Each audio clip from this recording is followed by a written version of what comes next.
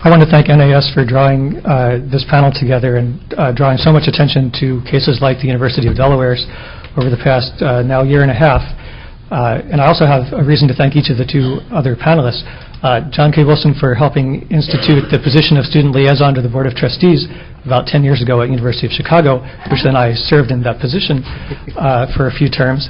And then Jan Blits and his colleague Linda Goffredson, who's in the front row, faculty members at University of Delaware, who did more than anyone else to help expose what was going on there, as my talk describes. So let me start with a true story. A female freshman arrives for her mandatory one-on-one session in her male resident assistant's dorm room. It's 8:00 p.m.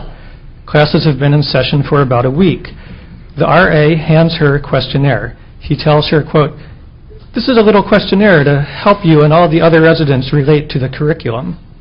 He adds, "We'll go through every question together and discuss them." He later reports that she looked a little uncomfortable. "When did you discover your sexual identity?" the questionnaire asks. "That is none of your damn business," she writes. "When was the time you felt oppressed?" "I am oppressed every day because of my feelings for the opera. But I will overcome, hear me, you rock-loving majority." She is not playing along like the other students, and the RA confronts her using his confrontation training, which he had learned over the summer. But it's not working. He becomes so appalled by her resistance that he writes up an incident report and reports her to his superiors. After all, this is the University of Delaware, which has a zero-tolerance policy for anything remotely resembling oppression or hate speech, and she's crossed the line. This one-on-one session was not meant to be a punishment, some kind of mandatory sensitivity training for an individual recalcitrant student who had committed some kind of infraction.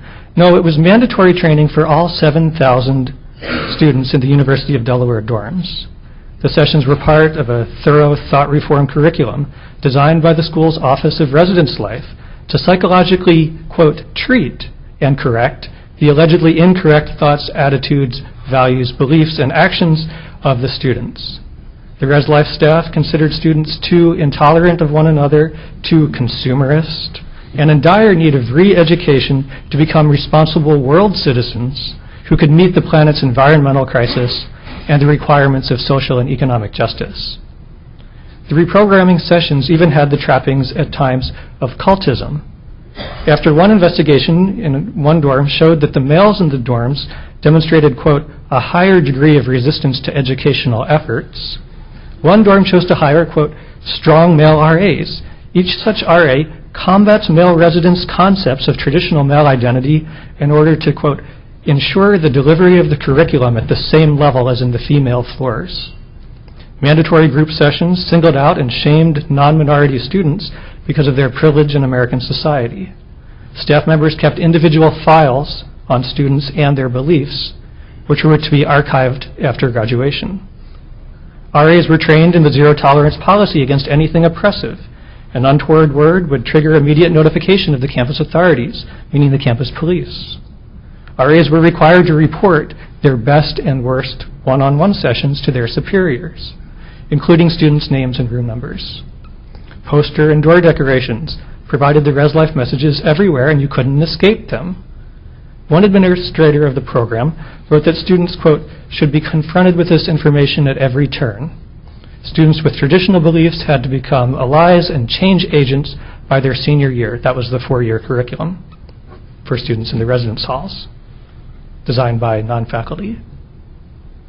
All of this was a comprehensive manipulation of the living environment to inculcate unrelentingly the ideological messages insisted upon by the Res Life staff. It was an extreme example of what Alan Charles Kors and Harvey Silverglate 10 years ago now predicted in their book, The Shadow University, a large apparatus of residence life officials usurping the educational prerogatives of the faculty in order to advance a deeply repressive agenda.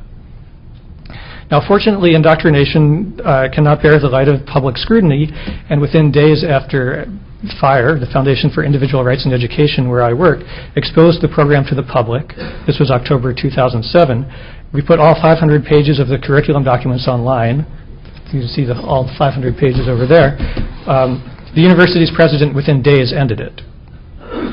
Now, the media focused heavily on, and really almost incorrectly, on one part of the RA training called diversity facilitation training. It was for RAs. It wasn't mandatory definitions that all students had to believe. But you've got to listen to what RAs were trained with. These are the definitions they were given, and that's on your handout. A racist is one who is both privileged and socialized on the basis of race by a white supremacist racist system. The term applies to all white people, that is, people of European descent, true or false, I don't know, living in the United States regardless of class, gender, religion, culture, or sexuality. By this definition, people of color cannot be racists because as peoples within the U.S. system, they do not have the power to back up their prejudices, hostilities, or acts of discrimination. And on your handout, you'll see there's a second definition called reverse racism, which RAs were taught doesn't exist. The training was heavy-handed as it passed from the RAs to the students. One Res Life official described it as leaving, quote, a mental footprint on students' consciousness. Kind of stepping, the word inculcating actually taken literally, I suppose, or taken figuratively a second time. The staff actually called the program a treatment. Through the curriculum experience, I'm quoting, a treatment, specific attitudinal or behavioral changes, learning, will occur. Occur is one of the favorite words. It occurs. The fact that Res Life viewed students as patients in need of treatment for their problems revealed their utter lack of respect for the students and their freedom of conscience. A freshman at Delaware, as I said, couldn't escape the ideological, highly politicized messages about consumerism, social justice, affirmative action, world redistribution of wealth, and so on. The messages were woven into the fabric of the very place where they lived, slept, sometimes studied, or talked late into the night. The messages were reinforced by roommate contracts, suite constitutions, and the one-on-one sessions. RAs were trained for these one-on-one sessions with what were called delivery strategies. And they were reinforced at the mandatory floor meetings. All the students on the floor had to come, and the RAs would lead activities that forced students to reveal their personal views and to suffer public shame for having